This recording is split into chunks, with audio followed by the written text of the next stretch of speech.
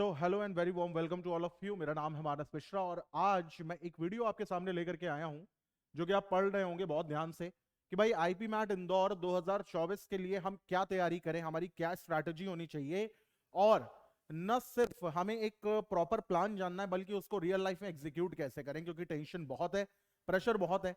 और आप जानते हैं कि जैसे ही आपका मार्च का महीना पूरा होगा, अगले 2 महीने आपके एग्जाम के मंथ्स हैं। कुल मिलाकर के सीजन आ गया है, अब तैयारी हमें कर लेनी चाहिए या हमें थोड़ा सा रिजिड हो जाना चाहिए अपने मॉड्यूल को लेकर के।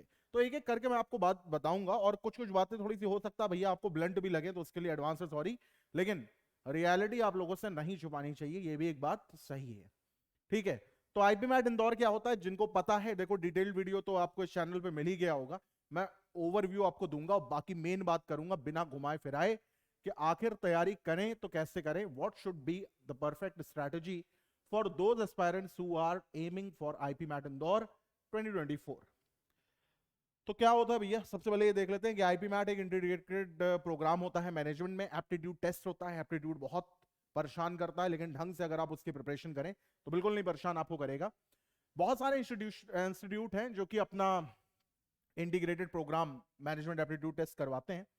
ठीक है, और ये 5 साल का होता है जिसमें बीबीए एमबीए की कंबाइन आपको डिग्री मिलती है या बीए एमबीए की आपको कंबाइन डिग्री मिलती है।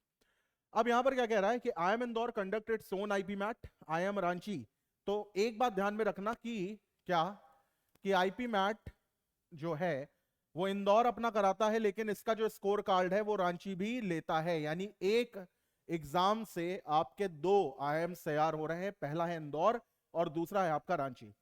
ठीक है, और आईपी मैट एग्जाम जो है वो इस बार 23 मई 2024 को है। तो लमसम लमसम आपके पास 2 महीना है। मैं ये नहीं कहूंगा बहुत ज्यादा है, मैं ये भी नहीं कहूंगा बहुत कम है, सबको डिपेंड करता है आपके ऊपर। ठीक है, तो कंप्यूटर बेस्ड टेस्ट होता है, सभी को पता है कि ऑनलाइन होता है भाई। इसके साथ ही साथ अगर कुछ बात के ऊपर मैं पर्दा हटाऊं तो यहां पर अगर आप देखेंगे तो 2022 में जो Indian institute of foreign trade है, आईआईएफटी जिसको कहते हैं, उसने भी आईपी मैट के स्कोर लेने शुरू कर दिए अपने इंटीग्रेटेड एमबीए प्रोग्राम में। किसके स्कोर लेने शुरू कर दिए? तो आईपी मैट इंदौर के स्कोर लेने शुरू कर दिए। तो 2022 में एक कॉलेज जाकर के और जुड़ जाता है और 2023 onwards many other institutions were added in the list which are accepting IP MAT scores conducted by IIM Indore. ठीक है, और उसमें से कौन कौन है भाई? तो एक तो आपका है IIM रांची, अभी मैंने बताया था आपका। ठीक है, अलायंस यूनिवर्सिटी, फिर NICMAR university, department of management studies NALSAR university of law and institute of management, Nirma university. यानी कि आपको तीर सिर्फ एक जगह मारना है, वो है आपका आईपी मैट इंदौर पे। और इसके स्कोर से, ठीक है, आप समझ रहे हो, आपके पास 4 से 5 दरवाजे खुल जाएंगे अगर आप मैनेजमेंट में ही अपना करियर बनाना चाह रहे हैं, वो भी इंडिया के टॉप कॉलेजेस में। करना क्या है, एग्जाम का स्ट्रक्चर देखते हैं पहले। एग्जाम के स्ट्रक्चर को अगर आप ध्यान से देखो तो यहां पे मैथ्स आपसे 2 बार पूछी जाती है। ठीक है, और ये होती कैसी है? तो एक तो आपकी है कौन सी, क्वांटिटेटिव एप्टीट्यूड, जिसमें आपका अरिथमेटिक एंड एडवांस के पोर्शंस आते हैं, और एक आपकी होती है हायर मैथ्स।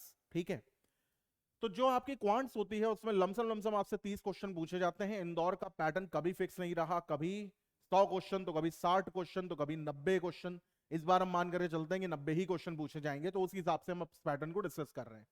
तो यहां पे जो टोटल नंबर ऑफ क्वेश्चंस है वो 30 है। किसमें भाई? क्वांटिटेटिव एप्टीट्यूड में, जो एमसीक्यू है, जिसमें आंसर्स आपको फीड करने होंगे, वो ऐसे होते हैं शॉर्ट आंसर्स, वो 15 आएंगे। और टाइम ड्यूरेशन अगर आप ध्यान से देखें तो 40 मिनट आपको दिए जा रहे हैं। ठीक है, तो कुल मिलाकर के मैं ये कहूंगा कि क्वांटिटेटिव एप्टीट्यूड और शॉर्ट आंसर्स में आपके पास टाइम की कमी नहीं है। हाँ, हो सकता है आपको वर्बल में थोड़ी बहुत टाइम की कमी लगे, तो उसको कैसे करना अभी मैं बता दूंगा, इसी में करना आप ही को है। ठीक है, और फिर आपका आता है वर्बल एबिलिटी, और इसमें क्वेश्चन जो पूछे जाते हैं लमसम लमसम 45 होते हैं, कुल मिला के 90 क्वेश्चन हो गए। ठीक है भाई, अब हमारे सामने हैं 90 क्वेश्चंस। बहुत ध्यान से सुनिएगा, क्वेश्चंस हमारे पास कितने हैं? 90। और हमारा जो एक स्कोर टारगेट होना चाहिए वो होना चाहिए 200 से प्लस। 200 प्लस से जितना ज्यादा लाओगे उतना ज्यादा चांसेस होंगे आपके पास इंटरव्यू कॉल आने की। ठीक है, उतना कम आपकी वेटिंग लिस्ट में रैंक होगी। उसके लिए हमें कौन कौन से चैप्टर्स को बहुत अच्छी तरीके से प्रिपेयर करना है। पहले नंबर ऑफ चैप्टर्स बताऊंगा, बाद में एक जिस्ट दूंगा जिसको पकड़ लेना और उसी के ऊपर काम करना शुरू कर देना। पेपर में क्या करना है वो बाद की बात है, पेपर को कैसे डील करना है वो अभी की बात है। ठीक है, आगे देखते हैं। तो सबसे पहले हम देखेंगे कि क्वांटिटेटिव एप्टीट्यूड में भाई हम क्या क्या पढ़ लें। ठीक है, अगर आप एक नए हैं, अगर आप थोड़ा बहुत भी अगर आपको मान करके चलो कि कुछ कुछ आइडिया है आपको एग्जाम का कि हाँ भाई इस तरीके से आता, आप ड्रॉपर हैं, ठीक है, तो आप मेरी बातों से बहुत अच्छा कोरिलेशन रखेंगे। अगर आप बिल्कुल ही नए हैं तो मैं आपको थोड़ी सी ये राय दूंगा कि भाई देखो, नए लोग बिल्कुल आज ही आप शुरू करने वाले हो, बहुत मुश्किल है भाई पेपर निकालना, बिल्कुल ईजी नहीं है। इंदौर हर किसी का टारगेट है, हर एक यूजी एस्पायरेंट का टारगेट है, जिसको इंजीनियरिंग में नहीं जाना, डिजाइनिंग में नहीं जाना, आर्किटेक्चर में नहीं जाना है, ठीक है, तो वो क्या करेगा, लॉ में नहीं जाना तो यहीं आएगा। उसका प्राइमरी फोकस, पहला टारगेट उसका आईपी मैट इंदौर ही होता है, क्योंकि इसके स्कोर से आपको और भी इंस्टीट्यूशन में एंट्री मिल जाती है, फ्रंट गेट एंट्री। ठीक है, तो मैं कुछ चैप्टर्स लिख रहा हूं जो कि बहुत इंपॉर्टेंट आपके लिए होने वाले हैं। सबसे पहले आप शुरुआत अगर आपको करनी है तो आप एवरेज से शुरुआत कर सकते हैं, क्योंकि एवरेज एक ऐसा टॉपिक है जो किसी के ऊपर डिपेंडेंट नहीं है, लेकिन हाँ, अगर एवरेज आप सीख गए तो आपकी कैलकुलेशंस बहुत अच्छी हो जाएंगी और आपको क्वेश्चन को समझने की जो लैंग्वेज जो आपको एवरेज सिखा देगा, वो चीज फिर profit and loss, percentage, ratio, proportion, mixture, alligation सब में काम आ जाएगी आपके। तो शुरुआत आप एवरेज से कर सकते हैं, आप चाहें तो आप शुरुआत परसेंटेज से भी कर सकते हैं, लेकिन हाँ बहुत ज्यादा रमना नहीं है। और मैं एक बात आपको और बता दूं कि आप इसको सिर्फ आईबी मैट इंदौर तक का सीमित मत रखिएगा, आप इसी स्ट्रैटेजी का इस्तेमाल करके रोहतक भी अपना निकाल सकते हैं, आप इसी स्ट्रैटेजी का इस्तेमाल करके जिपमैट भी निकाल सकते हैं, सीयूईटी, यूजी, जीटी तो खैर बहुत इजी है, क्राइस्ट, सिम्बॉयसिस, सब कुछ। पढ़ाई तो एक ही है ना भाई, मैथमेटिक्स तो एक ही है ना, सवाल पूछने का तरीका तो एक ही है। लोग कहते हैं थोड़ा हार्ड पूछा जाता है, हार्ड नहीं पूछा जाता है, आपकी नॉलेज चेक करने के लिए दो चार लाइनें बढ़ा दी जाती हैं, बस और कुछ नहीं होता इसमें। ठीक है, मुझे मौका मिला तो मैं यहाँ पे आपको बताऊंगा कि एक ही चैप्टर के कैसे कैसे क्वेश्चंस को फ्रेम कर दिया जाता है और आपको ये बताया जाता है कि थोड़ा हार्ड है, सॉफ्ट है, ऐसा कुछ नहीं होता है। ठीक है, तो कुछ कुछ इंपॉर्टेंट टॉपिक है, मैं पीपीटी इसलिए नहीं बना करके लाया क्योंकि एट द मोमेंट जो मैं आपसे बात करूंगा वो अनबाइज्ड है, और पीपीटी जो होती है कहीं ना कहीं फिर मुझे एक स्ट्रक्चर पे डिपेंडेंट होना पड़ जाता है। तो परसेंटेज जैसे ही आप पढ़ेंगे, आप सीधे सीधे यहां पे तीन टॉपिक अपने आप यूज कर सकते हैं इसी परसेंटेज में। पहला, आप प्रॉफिट एंड लॉस लगा सकते हैं, ठीक है, ये आपकी मर्जी है। प्रॉफिट एंड लॉस के बाद आप लगा सकते हैं एसआई और सीआई, यानी कि सिंपल इंटरेस्ट और कंपाउंड इंटरेस्ट। फिर आप लगा सकते हो mixture and allegation, mixture and allegation. ठीक है, जैसे ही आप परसेंटेज पढ़ेंगे, परसेंटेज के आप जो भी चीजें आप लोगों ने पढ़ी हैं वो आप इसमें इस्तेमाल करेंगे। अगर अगर हर किसी के साथ ऐसा नहीं होगा, कुछ लोगों के साथ जरूर ऐसा होगा, अगर उनको लगे कि भाई परसेंटेज की जो प्रॉपर नॉलेज है वो मैं इसमें पूरी तरीके से कंप्यूट नहीं कर पा रहा हूं, तो आप तुरंत पॉइंट नंबर 3 पे रेशियो एंड प्रोपोर्शन लगाना शुरू कर दीजिएगा। ठीक है, पॉइंट नंबर 3 पे आप तुरंत रेशियो एंड प्रोपोर्शन लगाना शुरू कर दीजिएगा, आपसे ये तीनों चैप्टर बड़े आराम से आपको समझ में आएंगे और आप कर लोगे। क्लियर हुई बात? जैसे ही आपकी ये टॉपिक्स कंप्लीट हो जाए उसके बाद आप जल्दी से शुरू करेंगे अपना नंबर 4 का टॉपिक, और नंबर 4 का टॉपिक आपका है time and work. Time and work से क्वेश्चन हमेशा हमेशा हमेशा आता है, और टाइम एंड वर्क का कॉन्सेप्ट अगर आपने समझ लिया तो फिर उसको अप्लाई करने में बहुत ज्यादा चीजें नहीं है। कुल मिलाकर के कुछ आपके लिए महत्वपूर्ण मान करके चलिए, कुछ इंपॉर्टेंट आपके लिए टाइप्स होंगे, 7 या 8 टाइप्स होंगे। उन 7 और 8 टाइप्स को आप चाहो तो एक A4 शीट पे लिख सकते हो, उनके एक एक क्वेश्चन लिख सकते हो, ताकि टाइप और एप्लीकेशन दोनों आपको समझ में आ जाए। उसके बाद आप प्रैक्टिस करते हैं, प्रैक्टिस आप कोई भी बुक से कर सकते हैं। क्लियर हुई बात? टाइम एंड वर्क जैसे ही आपका होगा तो टाइम एंड वर्क के साथ साथ आप वेजेस भी कर सकते हैं, वेजेस इसी कॉन्सेप्ट पर बेस्ड है। और इसी के साथ बेस्ड है एक और टॉपिक जिसका नाम है पाइप्स एंड सिस्टम्स। ठीक है, मैं आपको ये बता रहा हूं कि क्वांट्स में आता क्या क्या है, इसको अप्रोच कैसे करना है, इंपॉर्टेंट अभी स्ट्रेटेजी में बता दूंगा। फिर अगर मैं आपसे बात करूं तो 5वें नंबर पे आप उठा सकते हैं स्पीड, टाइम एंड डिस्टेंस। और जैसे ही आपका ये कंप्लीट हो जाए, आप इसी के साथ साथ ट्रेन्स का कॉन्सेप्ट भी पढ़ लीजिएगा इसी में। आप इसी के साथ साथ बोट एंड स्ट्रीम भी देख लीजिएगा, क्योंकि एप्लीकेशन एक ही होती है। ठीक है, boats and streams.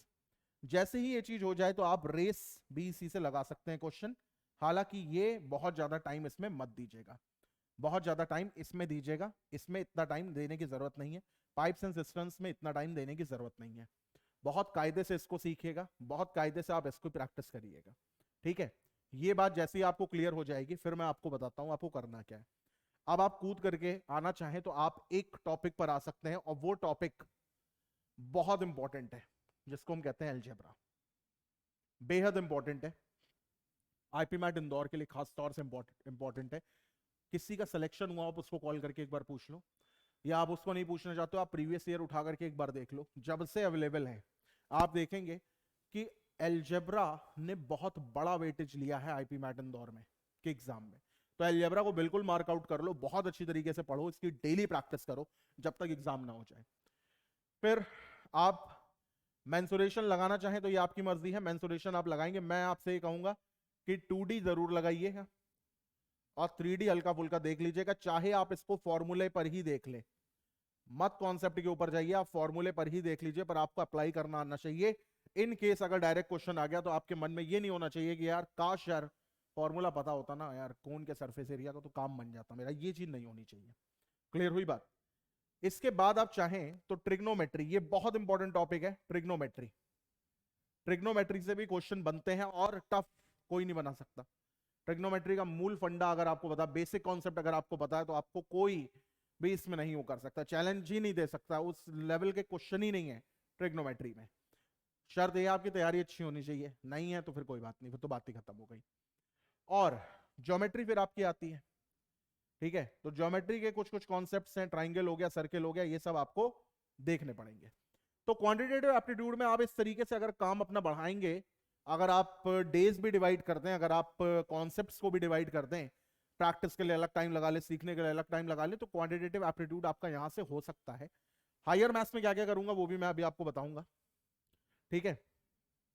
Verbal ability में, वर्बल एबिलिटी में मैंने कई बच्चों से पूछा और कई जो टीचर है जो अच्छे पेपर एनालाइज करते हैं उनसे ही मैंने पूछा। पहली उनकी जो प्रायोरिटी थी वो ये थी कि भाई रीडिंग कॉम्प्रीहेंशन बच्चे को लगाना है डेली जब तक उसका एग्जाम ना हो जाए, ठीक है। रीडिंग कॉम्प्रीहेंशन आपको लगाना है, और रीडिंग कॉम्प्रीहेंशन के तुरंत बाद आपको आना है पैराजंबल्स के ऊपर। रीडिंग कॉम्प्रीहेंशन के तुरंत बाद आपको आना है पैराजंबल्स के ऊपर। तो ये दो चीजें हैं जो आपको डेली बेसिस पे प्रैक्टिस करनी है। नहीं आता है तो कोई बात नहीं, आप क्वेश्चन लगाइए, आपको क्वेश्चन लगाने के बाद आ जाएगी। फिर एंटोनिम सिनोनिम, जिसको हम लोग प्यार से वोकैब भी कहते हैं, ठीक है, तो वोकैब भी आप कर सकते हैं। वोकैब के लिए world power made easy by Norman Lewis. अब आप कहोगे सर टाइम कहाँ है, यूट्यूब पे खंगालो world power made easy summary, बहुत सारे वीडियोस आ जाएंगे, कोई दो उठा करके देख लो, जिस टीचर के साथ आपकी ट्यूनिंग बैठ रही हो, काम हो गया आपका। आपको तो मतलब प्रसाद से है ना, वो कहीं से भी आपको मिल जाए, बात खत्म, ठीक है। तो कुल मिलाकर के आप क्या करेंगे, फिर आप वोकैब की भी डेली प्रैक्टिस करेंगे। फ्रेजल वर्ब बहुत इंपॉर्टेंट है, क्वेश्चन बनते हैं खासतौर से आईपीमैट इंदौर में, तो फ्रेजल वर्ब की आप भी प्रैक्टिस करना शुरू करो। देखो इनसे फिलर्स, डबल फिलर्स, ये सारे क्वेश्चंस भी निकल करके आते हैं। पहले आप देखो क्वेश्चन फ्रेम कैसे हो रहे हैं फ्रेजल वर्ब पे, पढ़ने मत लग जाओ, पहले क्वेश्चन देखो, ये तो देखो कि टूल को ऑपरेट कैसे करना है, ठीक है, बाद में टूल के बारे में पढ़ लेंगे। तो जैसे ये चीजें आपकी हो जाएंगी तो आप देखोगे फ्रेजल वर्ब जैसे ही आप लगाना शुरू करोगे वैसे ही आपसे फिलर्स होने शुरू हो जाएंगे, वैसे ही आपसे डबल फिलर्स होने शुरू हो जाएंगे, वैसे ही आपसे क्लोज टेस्ट होना शुरू हो जाएगा। तो ये आसान बात नहीं है भाई, और ऐसे भी सबसे ज्यादा क्वेश्चन वर्बल के ही आते हैं, तो वर्बल को उतनी इंपॉर्टेंस मिलनी चाहिए जितनी आप quantitative aptitude and higher maths को देते हैं। उसके बाद अगर मैं आपसे बात करूं यहां पर, तो आप ग्रामर के ऊपर जब आना चाहें तो ग्रामर में कुछ टॉपिक आप कर सकते हैं। कौन कौन से हो गए, जैसे आपके नाउन हो गए, आपका सब्जेक्ट वर्ब एग्रीमेंट हो गया, ठीक है। तो ये दो टॉपिक आप बहुत शानदार तरीके से करेंगे। और इसके बाद अगर आपके मॉक में कुछ नंबर कम आ रहे हैं तो एक टॉपिक और इसमें बढ़ा देना, वो है प्रीपोजिशंस, ठीक है। इतना आपको करना है। अब मुझे नहीं लगता है कि ग्रामर में आपको कोई चीज पढ़नी है, बैठ करके क्वेश्चंस लगाइए, जितने क्वेश्चंस हो सके आप उतने क्वेश्चंस लगाइए, और क्वेश्चंस के फ्रेमवर्क को समझिए कि किस तरीके से प्रीपोजिशन के क्वेश्चंस फ्रेम्ड हो रहे हैं, सब्जेक्ट वर्ब एग्रीमेंट में हमसे क्या पूछा जा रहा है, रीडिंग कॉम्प्रिहेंशन में वो कौन से टाइप्स ऑफ क्वेश्चंस हैं जो बार बार रिपीट हो रहे हैं। बस उसी स्किल पे आप काम करिए, आप देखिए आपके मॉक में भी नंबर बढ़ेंगे और नॉलेज लेवल तो बढ़ेगा ही बढ़ेगा, उसमें तो कोई बात ही नहीं है। सिमिलरली फिर अगर हम आगे आए तो खैर लॉजिकल रीजनिंग इसमें नहीं आती है, यहां पे आप कर दीजिए हायर मैथ्स, ठीक है, हायर मैथ्स, ठीक। हायर मैथ्स में आपको क्या क्या चीजें पढ़नी है, तो कुछ कुछ चीजें जो बहुत इंपॉर्टेंट है, जैसे आपका हो गया परमिटेशन एंड कॉम्बिनेशन, जरूर देख के जाना, इजी टॉपिक है, फ्री के नंबर मिलेंगे। प्रोबेबिलिटी अगेन इजी टॉपिक, कुछ बहुत इसमें कॉन्सेप्ट के नाम पे आपसे बहुत कुछ नहीं पूछा जा सकता है, ठीक है। तो पहला तो आपका हो गया भाई क्या, परम्यूटेशन एंड कॉम्बिनेशन। दूसरा आपका हो गया क्या, प्रोबेबिलिटी। जैसे ही ये आपका हो जाएगा तो फिर आप चाहें तो आप एलजेब्रा को, एलजेब्रा में जो चीजें आपकी वहां से छूट गई थी वो चीजें आप यहां पकड़ सकते हैं, ठीक है। एपी जीपी फंक्शंस, ये सारी चीजें आप कवर जरूर करके जाना। हायर मैथ्स प्लस एलजेब्रा ये ताला है, ठीक है, ये चाबी है उस ताले को खोलने की, जिसके पीछे आपका सिलेक्शन है। फिर से मैं बोल रहा हूं, हायर मैथ्स एंड एलजेब्रा ये डेडली कॉम्बो बनेगा जाकर के आपका, आप इसको जरूर करिए, इस पे अपने आप 100% एफर्ट लगा दीजिए अगर आपको आईपी मैट इंदौर निकालना है तो। इसके साथ ही साथ मैंने कुछ टॉपिक्स आपको और दिए, परमिटेशन हो गया, प्रोबेबिलिटी हो गया, ठीक है। अगर आपको के पास टाइम है तो आप मैट्रिक्स को भी देख सकते हैं, बहुत इजी होता है, बिल्कुल भी टफ नहीं होता है, ठीक है। आप कोऑर्डिनेट ज्योमेट्री भी देख सकते हैं, कोऑर्डिनेट ज्योमेट्री भी कोई बहुत टफ नहीं है, ठीक है। इसके अलावा अगर आपको लगे भाई चलो मेरे पास टाइम ज्यादा है या मेरा एक बेस अच्छा बना हुआ है, तो लॉगरिथम से आप पढ़ लीजिए, आप लॉग भी लगाइए, आपको कोई मना थोड़ी ना करेगा, लॉग के भी क्वेश्चन आते हैं और लॉग में क्या टफ आपसे पूछ लिया जाएगा, सिंपल सिंपल सी बात है, ठीक है।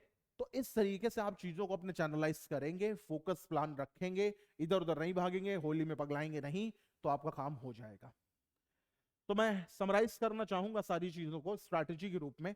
तो कुछ कुछ बातें जो हम लोगों ने जानी वो ये जानी कि भाई देखो, जब समय आखिरी का होता है तो हम क्या करते हैं, हम कॉन्सेप्ट से क्वेश्चन पे नहीं जाएंगे, कॉन्सेप्ट से क्वेश्चन पे तब जाएंगे जब हमारे पास समय बहुत हो, समय बहुत लिमिटेड है। तो हम क्या करेंगे, हम क्वेश्चन पढ़ेंगे और क्वेश्चन से ही कॉन्सेप्ट को समझ लेंगे, अच्छा ऐसे पूछा जा रहा है। आप ये स्ट्रैटेजी लगा करके देखिए, आपको मजा भी आएगी, क्वेश्चंस भी आपके तैयार हो रहे हैं, नंबर ऑफ क्वेश्चंस भी बढ़ रहे हैं, क्योंकि नंबर ऑफ क्वेश्चन जब ज्यादा बढ़ते हैं तो हर एक एस्पायरेंट को कहीं ना कहीं बहुत क्या लगता है भाई, सेटिस्फाइंग फील होता है कि हाँ यार 100 क्वेश्चन लगाए आज मैंने, कुछ तो किया है। तो आप क्या करिए, आप कॉन्सेप्ट से क्वेश्चन में मत आइए, आप क्वेश्चन पढ़िए, क्वेश्चन से कॉन्सेप्ट पे आइए और अपना साइड में लिखते जाओ, एक अपनी डायरी ऑफ एरर्स बना लो, अभी बताऊंगा क्या होती है वो, ठीक है।